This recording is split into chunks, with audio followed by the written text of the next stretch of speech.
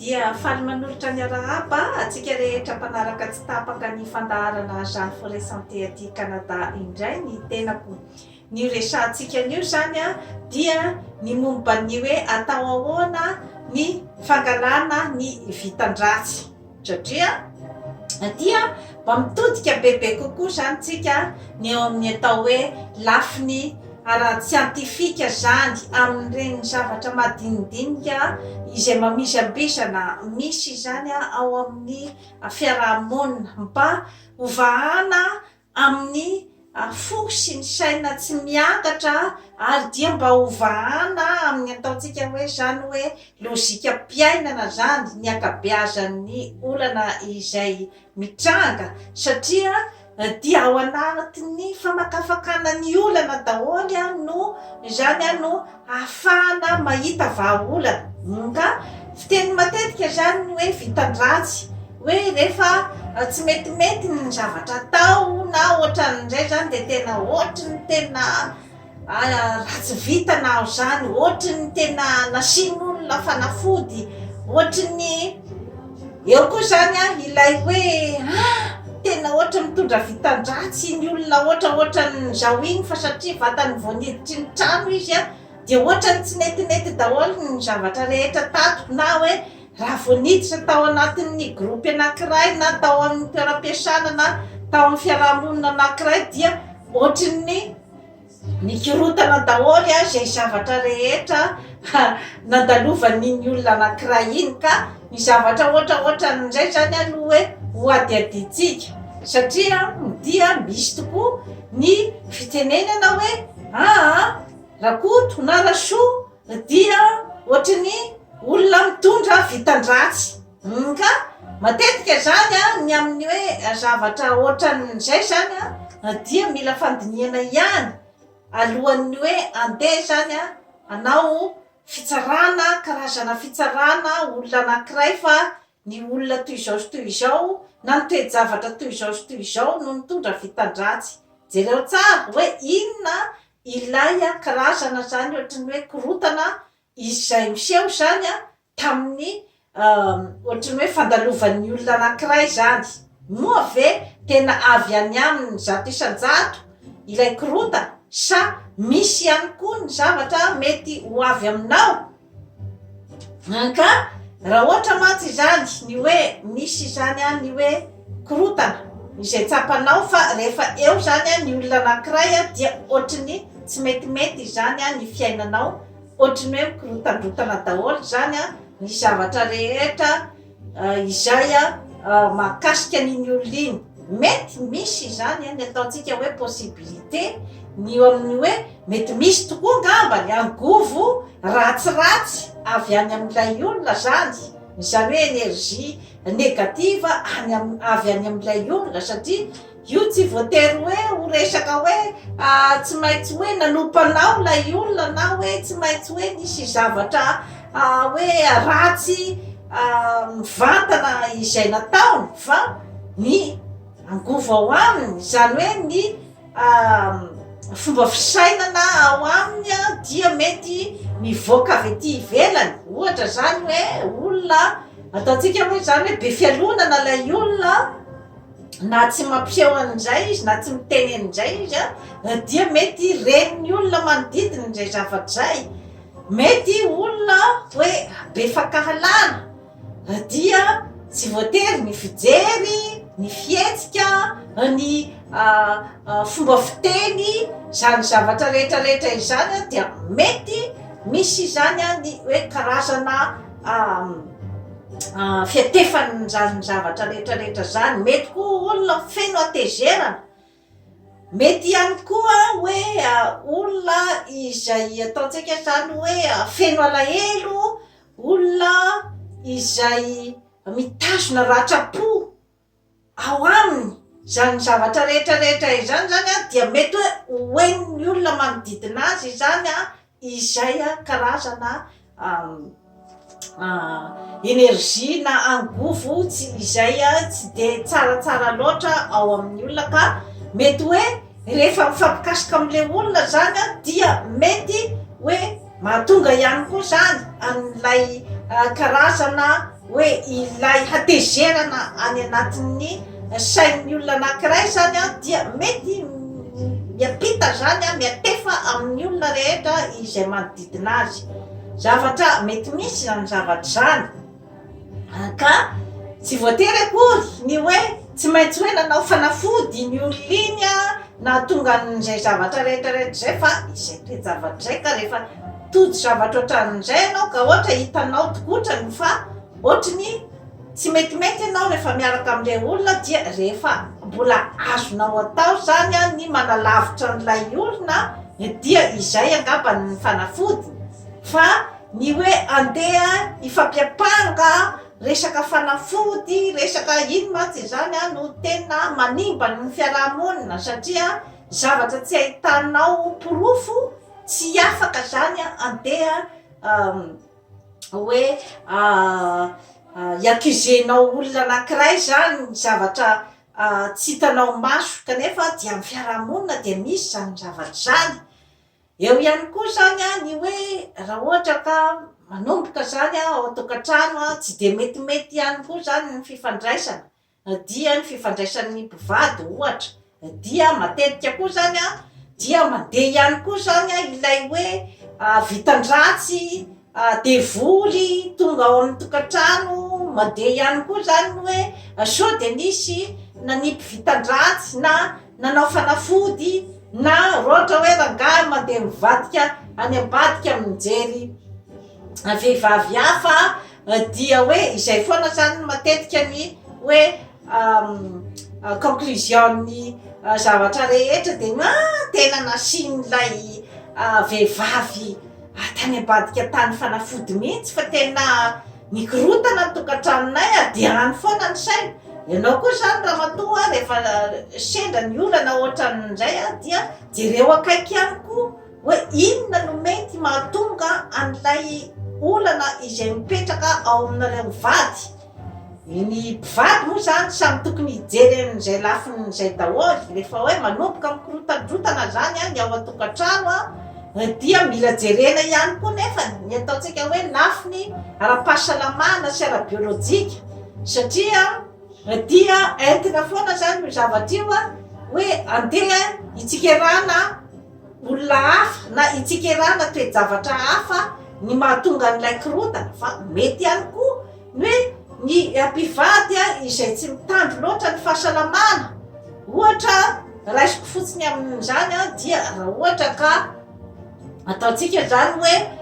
efa naseko teto foana moa zany ny hoe an'ireny resaka hoe olona tsy mahazaka siramamy tsy mahazaka sira tsy mahazaka gluten efa nazavaiko teto daholo zany zavatra rehetrarehetra izany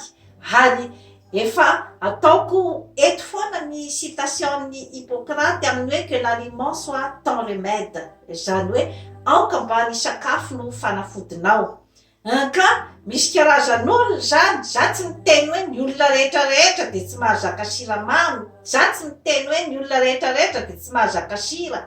za tsy miteny hoe ny olona rehetrarehetra de tsy mahazaka gluten na ny kafe na ny toka na ny sigara sy ny sisa sy ny sisa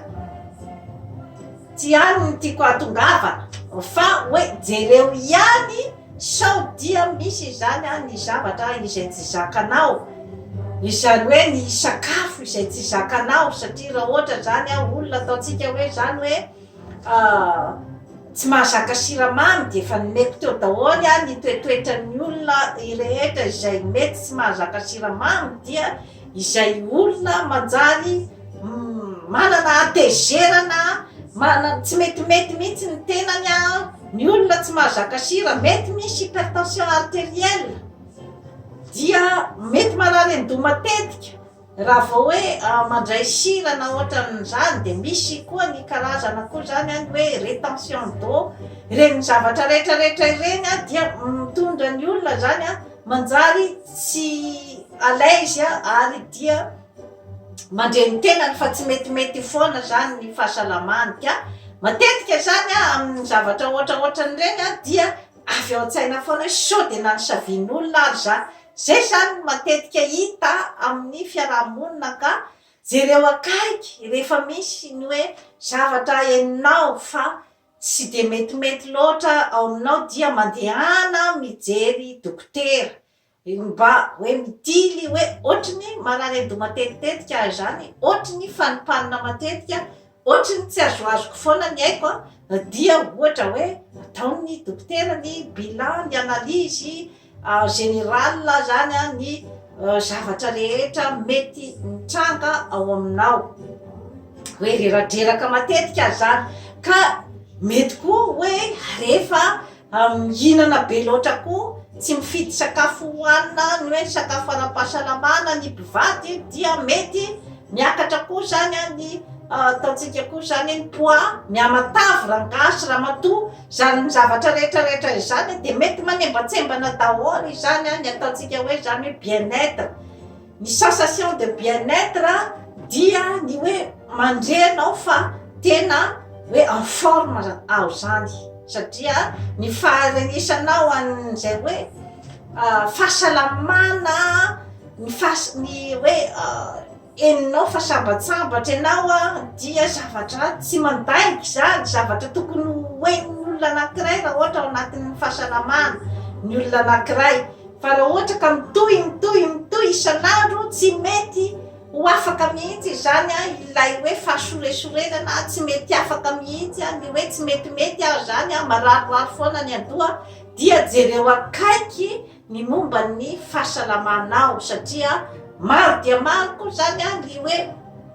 olana ara-biolojika izay ateraky ny fifandraisana,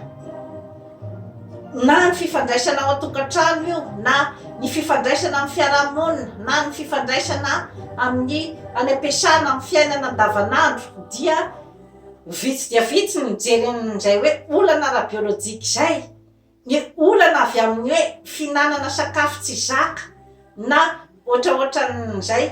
ka mahatonga ny olona iray izay hoe tsy metimety foana. Ka rehefa hoe tsy metimety foana ianao dia mazava ho azy fa hoen'ny olona manodidina anao koa zay tsy fetezanao aminao zay, satria raha ohatra ianao ka kizitinjitina foana, raha ohatra ianao ka te hiady amin'ny olona foana, raha ohatra ianao ka hoe mahita zavatra ratsy ho tenenina foana, mahita zavatra anafitohinana olona foana, dia mazava ho azy fa hiteraka korotana ihany koa eo amin'ny fifandraisanao amin'ny manodidina zany zavatra rehetrarehetra izany. Ka matetika zany ireo no mitondra ny atao hoe vitan-dratsy matetika satria tsy mitondra any amin'ny fahombiazana ny akabeazany. Ka izay zany no mila jerevana ny amin'ny hoe raha ohatra ka zany ianao hoe te hanala ny vitan-dratsy, tsy metimety ny ao an-tokantrano, tsy metimety ny ao am-piasana, tsy metimety, dia jereo akaiky ihany koa zany ny hoe tena fahasalamanao zany. Zava-dehibe izay zavatra zay, ary dia jereo akaiky ny hoe inona ny antony satria zavatra matetika itambaolana daholy ny olana madinidinika zany amin'ny hoe resaka fifandraisana sy ny amin'ny hoe resaka tsy fahombiazana ao amin'ny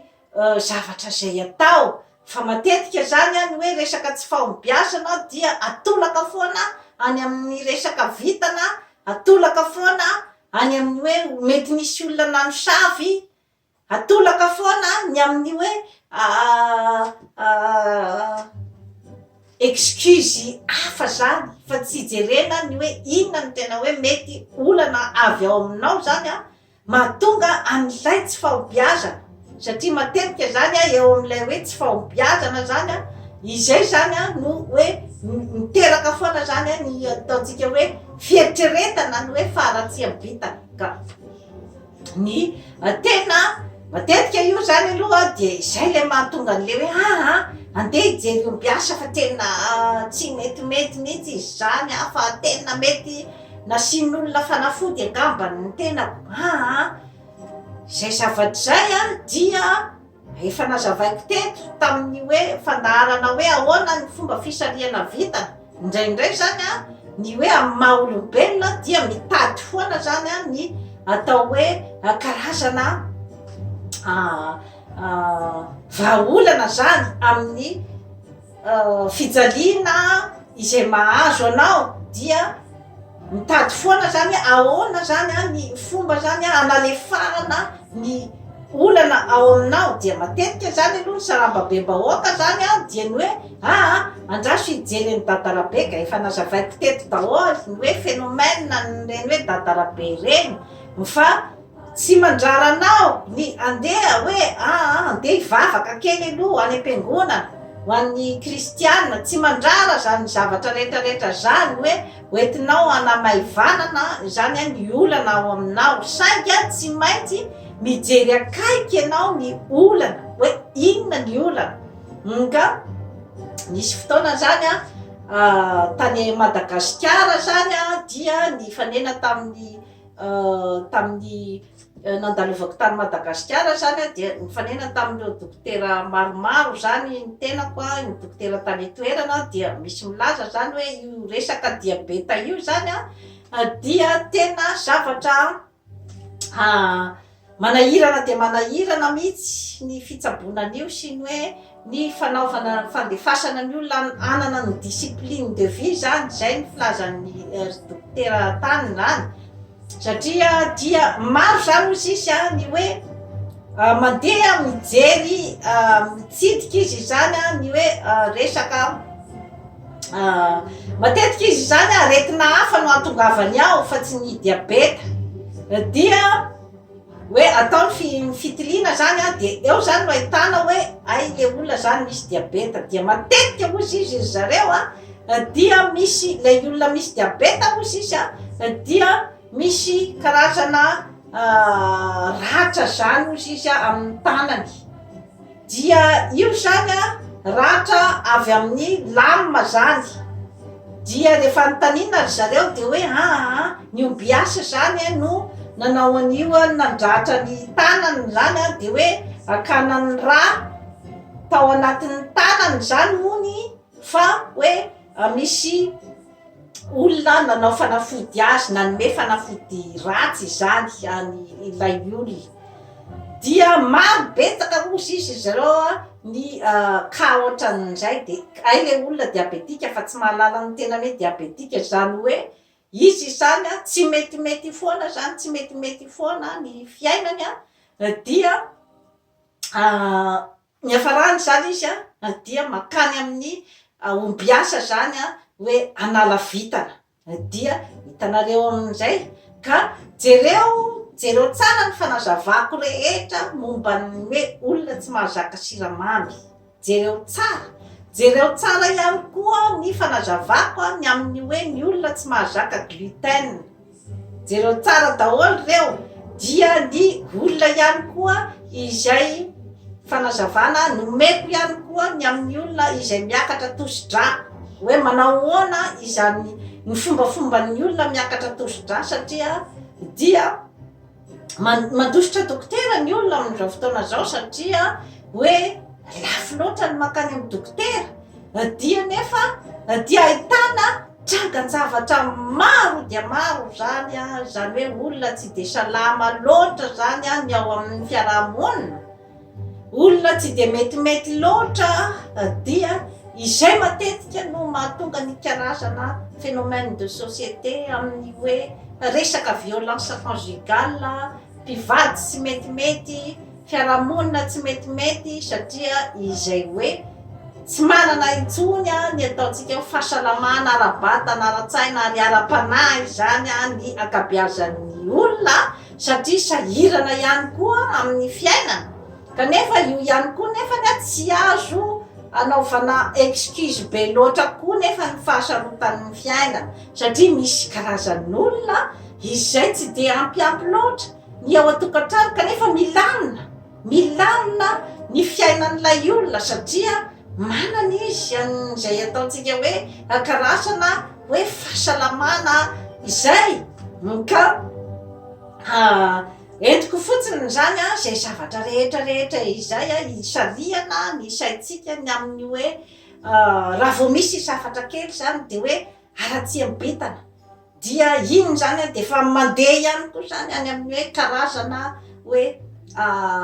inona misy ny fadisompanantenana ny vary lafo ny olona anankiray ndraindray moa zany rehefa tsy metimety foana de iny koa no mahatonga ny olona koa ivary lafo any amin'ny fidorohana zava-mahadomelona, ivary lafo any amin'ny fisotroana toka ka zany rehetrarehetra izany zany dia hoe mila mijery akaiky ianao zany ny hoe resaka fahasalamana ka raha manaraka tsakany sy andavany ny fandaharana izay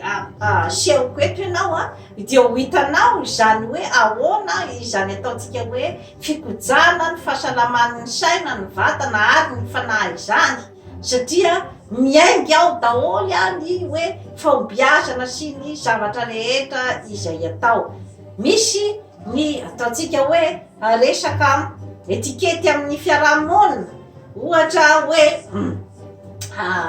tovovavy iray zay hoe ohatra hoe mbola tamin'ny voakely izy de efa izay zany no etikety apetraka aminy hoe ikala ratsy tarety dia iny zany dia ohatrany hoe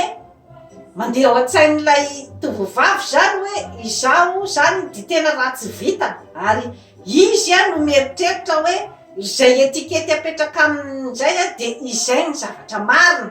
kanefa fijerin'ny fiarahamonina zay tsy voatery akory rehefa ny fiarahamonina miteny ilay tovovavy kely fa hoe anao dia ratsy tarehy dia hoe izay marina tokotrany zany de andeha amin'izay zany ny hoe sorinao ray manontolo mety misy ny hoe mbola kely izy dia ratsiratsy endrika fa rehefa lehibe izy dia miova ho tovovavy tsara tarehy ka matetika zany ny zavatra ohatraohatran'izany dia mitondra ny tsy fahombiazana eo amin'ny fiainan'ny olona anankiray kanefa dia izay lay hoe ampidiriko ny amin'ny hoe ahoana ny fomba fanalana ny aratsiam-bitana dia izay hoe fijerevanao ny bilan rehetrarehetra momba ny tenanao moa ve rehefa nytenenina n'izay tamin'ny mbola kely ianao dia hoe izay no entinao mitondra ny fiainanao ray manontolo izay zany no hoe mila jerevana ny amin'ny hoe raha ohatra ianao ka vehivavy manam-pahaizana raha ohatra ianao ka vehivavy afaka mikoja tsara ny tenanao, afaka mikoja tsara ny sainao, ny fonao, ny fanahinao ary ny vatanao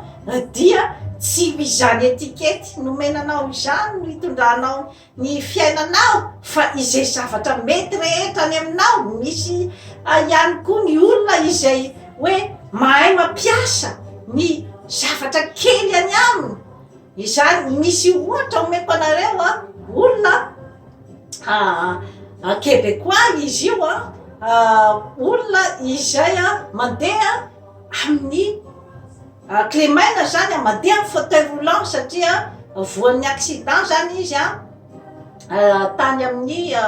20 taona tamin'ny fahatany ranontany dia voan'ny accident ny automobile izy zany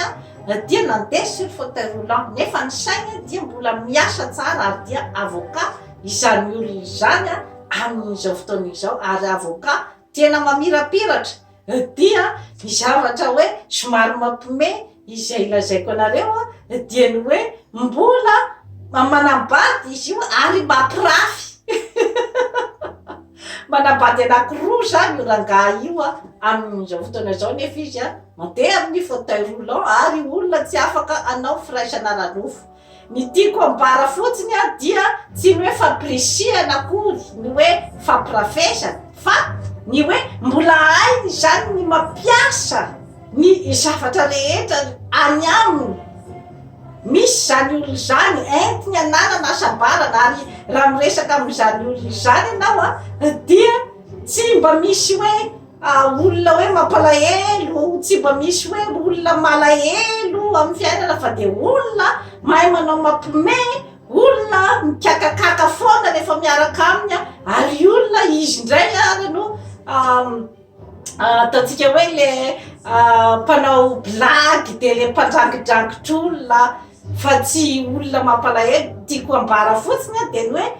ny fahaizanao mampiasa ny zavatra eo am-pelantananao dia fanalana vitan-dratsy izay, efa fanalana vitan-dratsy ao aminao satria izay exemple nomeko an'ilay iragay avocat mandeha amin'ny fauteuil roulant izay zany